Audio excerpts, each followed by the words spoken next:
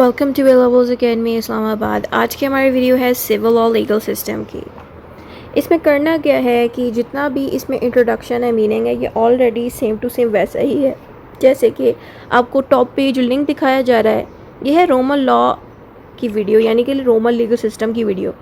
उसके अंदर भी मटेरियल अंदर से सारा सेम है, सिर्फ हेडिंग्स चेंज की हुई है मैंने, यानी कि जहाँ मैंने सिविल लॉ भी लिखा है वहाँ पे रोमन लॉ की वीडियो में यहाँ पे रोमन लॉ लिखा मिलेगा। अंदर से सारा मटेरियल सेम है। ठीक हो गया? तो इससे ये फ़ायदा होगा कि आप लोगों को भी पता है कि Roman law and civil law same होता है।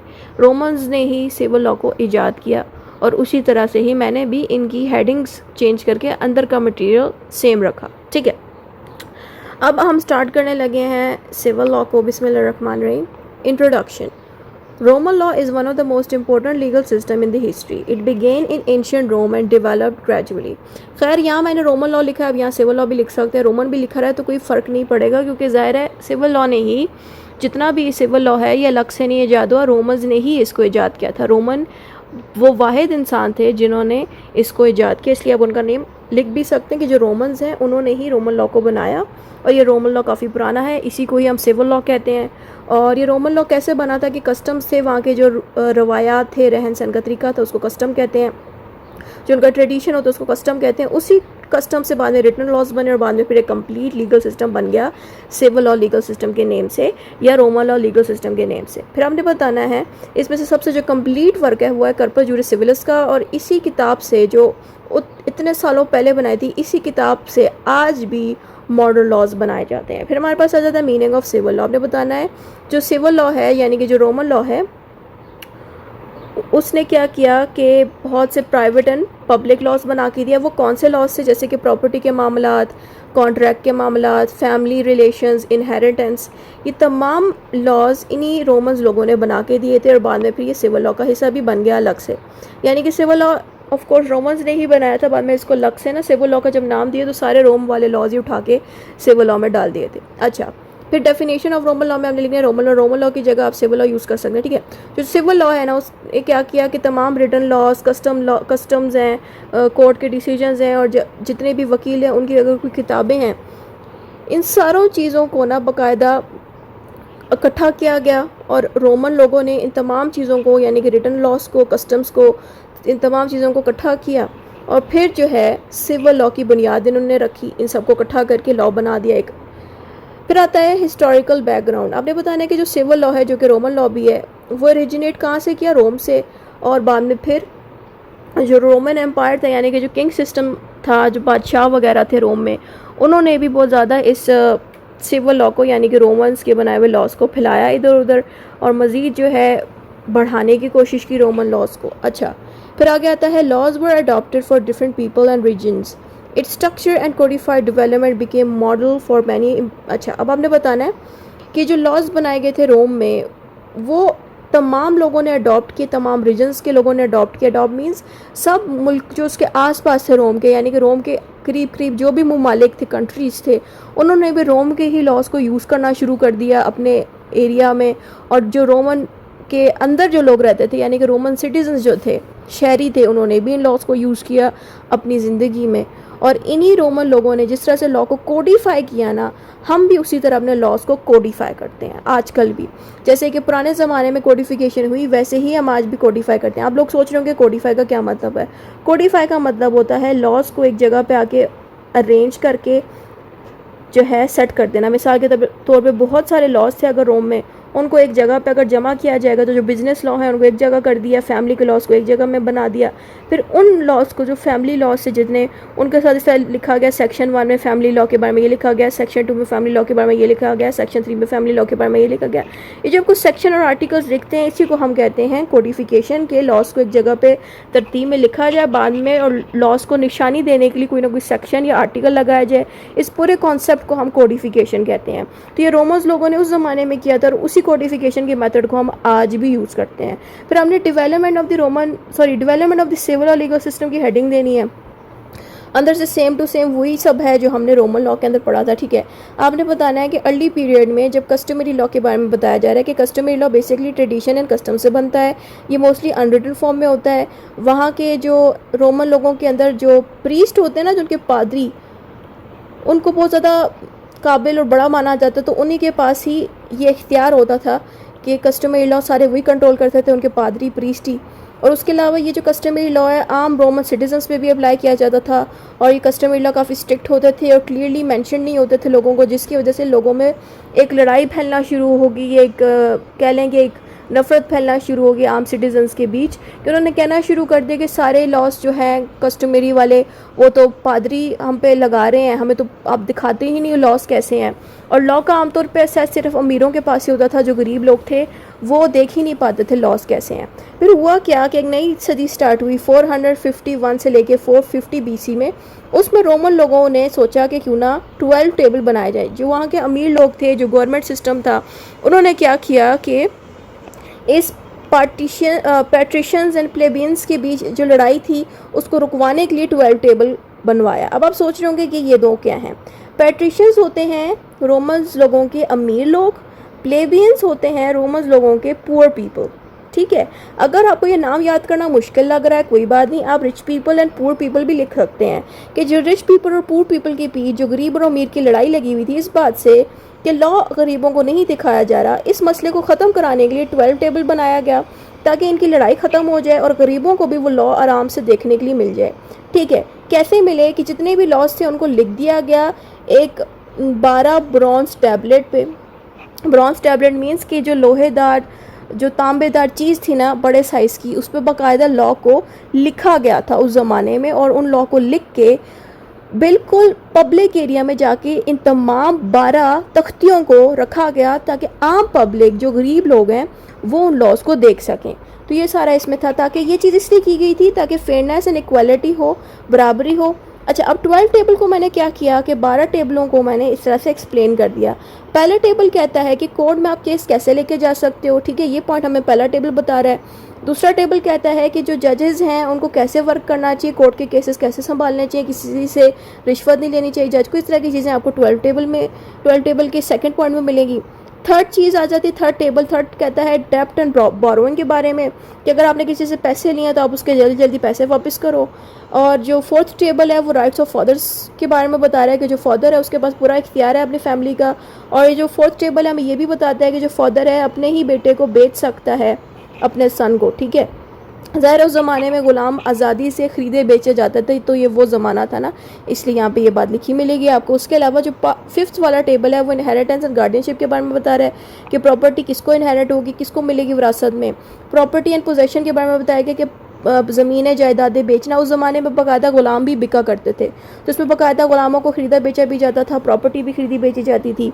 लैंड्स रूल्स के बारे में बताया गया है कि जो आपकी ज़मीनें हैं उस पर बाउंड्रीज सही से लगाया करें, और बाउंड्री वॉल अगर आपकी टूट गई तो उसको ठीक करें। यानी कि इस तरह की जनरल चीज़ें हैं जैसे कि आम ज़िंदगी में होती हैं, वही सब चीज़ें आपको इसमें मिलेंगी। उसके अलावा क्राइम्स एंड पनिशमेंट के बारे में बताया गया कि जो चोरी करेगा या इंजरी या तकलीफ़ किसी को देगा तो उसको पनिशमेंट मिलेगी। फिर उसके अलावा अगले टेबल में पब्लिक लॉस के बारे में बताया गया कि जो गवर्नमेंट है उसको किस तरह से वर्क करना चाहिए और रिश्वत नहीं लेनी चाहिए, ब्राइबरी रिश्वत को कहते हैं। रिलीजन एंड ब्यूरियल के बारे में बताया गया। ब्यूरियल बेसिकली दफनाना, वो जो फौतगी का पूरा निज़ाम होता है ना, ब्यूरियल उसी को कहते हैं।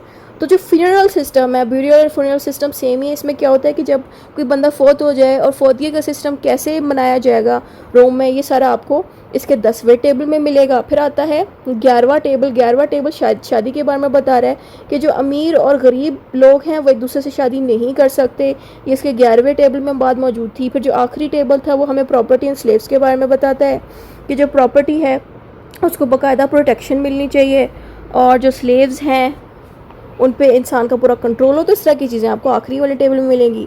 फिर आता है प्रिएटोरियंस मैजिस्ट्रल लॉज। जो वहाँ के मैजिस्ट्रेट्स थे, जो जजेस वगैरह थे, वो पूरी कोशिश करते थे कि ज़ाहिर है उनको भी ड्यूटी दी गई थी कि वो लॉज की मदद लेके डिसीजंस दिया करें।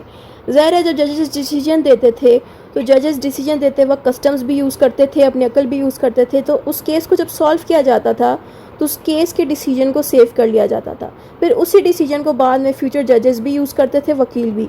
तो फिर उन्हीं डिसीजन से लॉज भी बाद में बनाए जाते हैं। ठीक है, तो ये मेथड भी मौजूद था रोम में जिससे लॉ बनते थे। तो हमने बताना है कि ये डेवलप कौन करता था, प्रेटर्स बेसिकली वहाँ के जुडिशल ऑफिसर यानी कि जजेस होते थे। और वो क्या करते थे कि जो लॉस के अंदर जो गैप था, जो चीज़ कंफ्यूज कर रही थी, वो कन्फ्यूजन दूर करने का काम करती थी। उसके अलावा मेड फ्लेक्सिबल लॉज एंड उससे लॉज काफ़ी फ्लेक्सिबल हो जाते थे। और जो जुडिशरी के जो लॉस थे ना, जजेस के जो डिसीजंस थे, उनसे लॉ बनाना क्यों इतना आसान था, क्योंकि उनके लॉस को हम न्यू केसेस के अकॉर्डिंग भी, न्यू माहौल के हिसाब से भी बना सकते थे, डिज़ाइन कर सकते थे। इस तरह की बस जनरल बातें लिखी हैं। ये सारा कुछ जो मैंने अभी जजेस के डिसीजन का बताया है, इसके बारे में अगर आपको तफसील से जाना है तो आपको कॉमन लॉ की वीडियो देखनी पड़ेगी। कॉमन लॉ की मैंने वीडियो लगा दी। आप सभी जानते हैं कि कॉमन लॉ बनाया ही जजेस के डिसीजन से गया था। अच्छा, अब टाइप्स आ जाती हैं सिविल लॉ के। आपने बताना है कि सिविल लॉ में ये 3 कैटेगरीज हैं जो रोमन लोगों ने ईजाद की। पहला है सिविल जस्ट सिविलस, यानी कि जो रोमन सिटीजन्स थे उनके लिए जस्ट सिविलस के लॉज बनाए गए, यानी कि ऐसे लॉ जो सिर्फ सिटीजन्स पे अप्लाई हो सकें। उसके अलावा जस्ट गेंटियम का मतलब है ऐसे लॉज जो इंटरनेशनल लॉज के मामलात को हैंडल करते थे, यानी कि अगर कोई फॉरेनर रोम में आ जाता था तो उन फॉरेनर्स को, उन बंदों को कैसे ट्रीट किया जाएगा, तो उसके लॉज हमें जस्ट गेंटियम में मिलेंगे। बेसिकली ये इंटरनेशनल लॉ के बारे में सारा। उसके अलावा आता है जस्ट न्यूट्रेला बेसिकली हमें बताता है कि जस्टिस आप लोगों को कैसे दे सकते हो। Basically just Nutrela human right की कॉन्सेप्ट के ऊपर बनाया गया है। तो ये 3 चीज़ें आपको लाजमी मिलेंगी सिविल लॉ में। अब आ जाता है evolution of codification in the civil law legal system.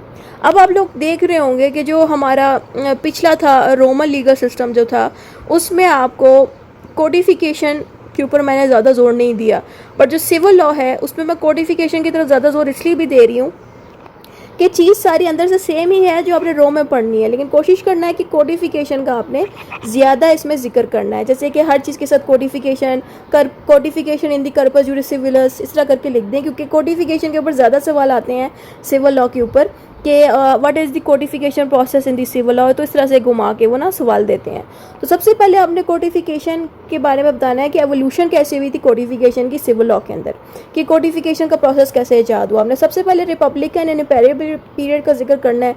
जो रिपब्लिकन पीरियड है बेसिकली ये हम जैसे आम लोग ही थे, जैसे कि हम जैसे लॉ मेकर्स और लीगल स्कॉलर्स थे, जो लॉ पढ़ने वाले बंदे थे, जो वकील बन गए थे, जो जजेस थे, उन लोगों ने भी लॉज बनाए थे। लेकिन उसके अलावा इम्पेरियल पीरियड बेसिकली उनको कहा जाता है जो वहाँ के बादशाह थे ना रोम में, उन्होंने भी लॉज वगैरह बनाए थे। सही है। तो इस तरह से 2 लोगों ने लॉज बनाए, एक हम जैसे आम लोग जो कि लॉ मेकर्स थे, लॉ लीगल स्कॉलर्स थे, उन्होंने लॉ बनाए। उसके अलावा जो वहाँ के बादशाह थे, एम्पायरर्स थे, उन्होंने लॉ बनाए।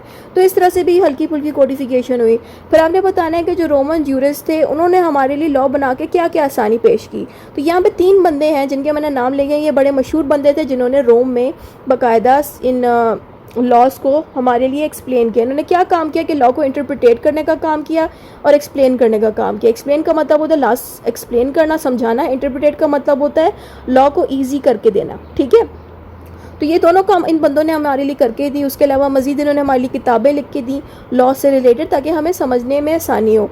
तो ये बातें हमने जब बता दी, फिर आपने बताना है कि जब किंग जस्टिनियन आ गए थे 518 से लेके 565 के दौर में, तो उन्होंने लॉ के ऊपर बाकायदा कोडिफिकेशन की, यानी कि लॉ को एक जगह पे ऑर्गेनाइज करवा दिया और उसके अलावा लॉ के ऊपर बाकायदा सेक्शंस वगैरह लगवाने में हेल्प की। अब कैसे इन्होंने खुद तो ज़ाहिर ये किया नहीं होगा, खुद तो ये वकील और लॉ की इनकी उतनी समझ तो नहीं थी, तो इन्होंने बाकायदा ऑर्डर किया था लोगों को कि वो कर्पस जुरिस सिविलिस की एक किताब बनाएं जिसमें सारे लॉज रोम के ऑर्गेनाइज हो जाएं और सिंपल लफ्ज़ों में समझ भी आ सकें। तो हुआ क्या, जब कर्पस जुरिस सिविलिस का बनाने को हुक्म दिया, तो जब कर्पस जुरिस सिविलिस इन्होंने बनवा दी, तो वो कब बनवाई गई थी?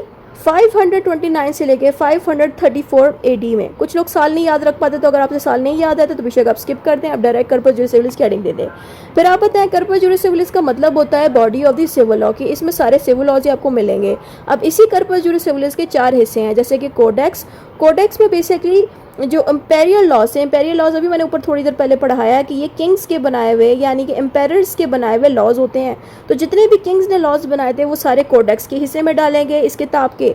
और इस किताब में डाइजेस्ट का हिस्सा था जिसमें तमाम जूरे जो वकील थे उनकी लिखी हुई किताबें और लिखी हुई जितनी भी रिसर्च है, जो केस डिसीजंस है, सारा कुछ इसमें डाला गया। उसके अलावा इंस्टीट्यूट्स में बाकायदा आपको लॉ की टेक्स्ट बुक्स मिलेंगी, ठीक है, जिसमें हमें ये स्टूडेंट्स को ये सीखने को मिलता है इस इंस्टीट्यूट्स में कि इंसानों के ऊपर कौन से लॉज हैं, सामान पे कौन से लॉज हैं, इंसानों की हरकतों पे कौन से लॉज लगाए गए हैं, बनाए गए हैं। फिर नोवेला वाले पोर्शन में बेसिकली नए लॉज डाले गए हैं। बेसिकली जो भी नए लॉज बनाए जाएंगे वो नेवाला के हिस्से में डाले जाएंगे। फिर हमने इंपॉर्टेंस बतानी है कि कर्पस जुरिस सिविलिस क्यों इंपॉर्टेंट है। इंपॉर्टेंट इसलिए क्योंकि इसने रोमन लॉ को प्रिजर्व करने का काम किया, महफूज करने का काम किया। क्यों? क्योंकि ज़ाहिर है रोमन एम्पायर जो था वो फॉल हो गया, टूट गया, ख़त्म हो गया। ज़ाहिर है आपको पता है जंगें वगैरह होती रही हैं पास ज़मानों में, तो जो जंगें हुई थी उसमें क्या हुआ कि रोमन एम्पायर टूट गई, ख़त्म हो गई, तो दूसरी इलाके के लोग थे वो जीत गए। अब आप लोग ये ना पूछिएगा कि वो कौन से इलाके के लोग हैं, मैं तो जस्ट जनरल बता रही हूँ कि जब जंग हुई है तो उससे क्या हुआ कि रोमन एम्पायर टूट गया, लेकिन रोमन लोगों ने जो लॉज बनाए थे वो इस कर्पस जुरिस सिविलिस की वजह से बच गए, प्रिजर्व हो गए और एक ही जगह पे हमें उनके लॉज मिल गए।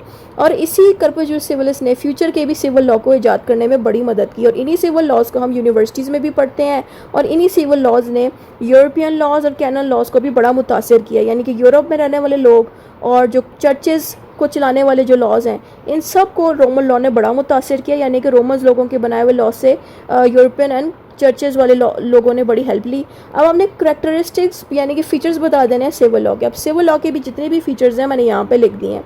सिविल लॉ जो है हमारा सबसे पहला रिटन फॉर्म में लॉ है, वही बात मैंने यहाँ पे लिख दी है।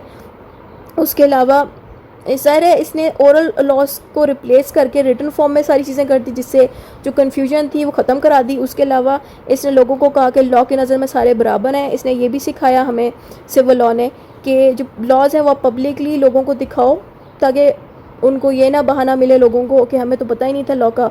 उसके अलावा कोई भी पर्सन लॉ को इग्नोर ना करे। फिर आता है लिमिट्स ऑन दी ऑफिशियल्स, और जो ताकत में लोग थे जैसे कि मैजिस्ट्रेट, जजेस या कोई भी ऑफिसर, उनको भी चाहिए था कि वो लॉ को फॉलो करें। प्राइवेट लॉ फोकस, और ये सिविल लॉ आमतौर पे किन प्राइवेट एरियाज़ पे फोकस करता था? Civil law family law, property law, contract और इनहेरिटेंस, इन इस तरह की तमाम चीज़ों पे ये फोकस करता था, और इसी पे ज़्यादा लॉज आपको देखने को मिलेंगे। सिविल प्रोसीजर्स भी इसमें सिखाए गए थे कि कोर्ट के प्रोसीजर्स पे कैसे वर्क करना चाहिए, विटनेसेस को आप कैसे लेके आ सकते हैं, और जजमेंट यानी कि डिसीजंस कैसे दिए जाएंगे। फैमिली अथॉरिटी के बारे में भी बताया कि जो फादर है वो सबसे ज़्यादा स्ट्रॉन्ग होता है फैमिली में, कंट्रोल फादर का ही होता है। प्रॉपर्टी की भी तमाम रूल्स इसने बताया कि प्रॉपर्टी खरीदी बेची कैसे जा सकती है, किसको ट्रांसफ़र होगी, कौन मालिक बनेगा। टॉर्ट्स एंड कंपनसेशन के बारे में सिखाया गया। टॉर्ट्स तो खैर अभी आपने पढ़ा नहीं होगा, टॉर्ट्स आपको आगे अगले सालों में सीखने को मिलेगा। टॉर्ट्स बेसिकली एक ऐसा सब्जेक्ट है जो इन सार को सिखाते हैं कि फ़लाँ ने उसको थप्पड़ मार दिया, फ़लाँ किसी के घर में घुस गया, तो इस तरह के सब्जेक्ट टॉर्ट्स में होते हैं। तो कंपनसेशन का मतलब है कि कोई टॉर्ट आपके साथ करता है, गलत हरकत करता है, तो वो फिर आपको पैसे देगा। तो ये कैसे पैसे मिलेंगे, क्या प्रोसीजर होगा, ये भी हमें इसी सिविल लॉ ने सिखाया जो रोम से निकला। पनिशमेंट्स भी सिविल लॉ के अंदर मौजूद है, यानी कि रोमन लोगों ने 12 टेबल में जो पनिशमेंट्स डाली थी उन्हीं को यूज़ करते हुए नए वाले लॉज भी बनाएंगे, वैसे ही पनिशमेंट्स बनाएंगी। रिलीजन एंड कस्टम्स का भी बताया गया कि रिलीजन एंड कस्टम को भी आप यूज़ रखा करें लॉ को बनाते वक्त। रिजिड भी है काफ़ी ये लॉ, यानी कि इसको चेंज करना इतना आसान नहीं है। और इसी सिविल लॉ ने तमाम फ्यूचर लॉ की फाउंडेशन रखी, फ्यूचर लॉज को बनाने में मदद की। अब हम देंगे sources of the civil law. Sources में हमने बताना है कि सिविल लॉ वैसे बना कैसे था, सोर्सेज उसकी क्या थी। 12 टेबल एंड कर्पस जुरिस सिविल जो हिस्ट्री है ना, तो करना क्या है, सोर्सेज में हमने जस्ट बताना है कि लेजिस्लेशन से बना। लेजिस्लेशन बेसिकली एक लॉ का डिपार्टमेंट है, वो लॉज को बनाता है। तो यहाँ पे आपने किंग्स का भी नाम दे देना है कि जो किंग्स हैं वो भी लॉज बनाने का काम करते थे। उसके अलावा जो लॉ मेकर हैं जो कि लॉ डिपार्टमेंट में बैठे होते हैं वो भी लॉ बनाने का काम करते हैं। तो अब ये दोनों लोग क्या करें हैं, लेजिस्लेशन करें। लेजिस्लेशन होता है लॉ को बनाना। जुडिशियल डिसीजंस का मतलब है कि जो जजेस के डिसीजंस होते हैं वो काफ़ी हेल्प करते हैं, गाइडेंस देते हैं कि लॉ किस तरह का बनना चाहिए और किस तरह के नए लॉज होने चाहिए। ज़ाहिर है जो जजेस के डिसीजंस होते हैं उनको महफूज कर लिया जाता है, फिर उन डिसीजंस को आगे फ्यूचर के वकील यूज़ करते होते हैं। फिर आगे आता है लीगल राइटर। लीगल राइटिंग का मतलब होते हैं कि जो जूरिस्ट हैं यानी कि जो वकील हैं वो जो किताबें लिखा करते थे लॉ में, उनकी काफ़ी रिस्पेक्ट की जाती थी और उन्हीं से ही बाद में लॉज भी बनाए जाते थे नए नए। कस्टम्स की बात कीजिए तो कस्टम भी काफ़ी इंपॉर्टेंट सोर्स है, बट इसको इतना ज़्यादा यूज़ नहीं किया जाता लॉ बनाने में। ज़्यादातर इन 3 चीज़ों को यूज़ किया जाता था सिविल लॉज को मज़ीद बनाने के लिए। ठीक है, फिर आगे हमारे पास आ जाता है civil law tradition and its global influence. ये भी एक पोर्शन जो है अक्सर पेपर में पूछा जाता है। अब यहाँ पे मैंने क्या किया है कि ये बताया कि जो सिविल लॉ है उसने तमाम मुल्कों को किस तरह से मुतासर किया, तमाम मुल्कों को क्या क्या सीखने को मिलता है, वो सारा कुछ हम यहाँ पे जानेंगे। तो सबसे पहले आपने हेडिंग देनी है इस पे सिविल लॉ ट्रेडिशन की, फिर आपने बताना रोमन लॉ। यहाँ पे आप सिविल लॉ भी लिख सकते हैं, जो मर्जी दिल करे। ठीक है, जो सिविल लॉ है which became the foundation of the civil law influenced. मैंने वैसे बताया कि जो रोमन लॉ है वो सिविल लॉ की फाउंडेशन बना, ज़ाहिर है इसी ने ही तो सिविल लॉ को बनाया। फिर आपने बताना है कि जो सिविल लॉ बन गया था उसने किन किन मुल्कों को मुतासर किया, कैसे मुतासर किया, वो सारा कुछ हम इन हेडिंग्स में जानेंगे। तो सबसे पहली हेडिंग आती है सिविल लॉ कंट्रीज़।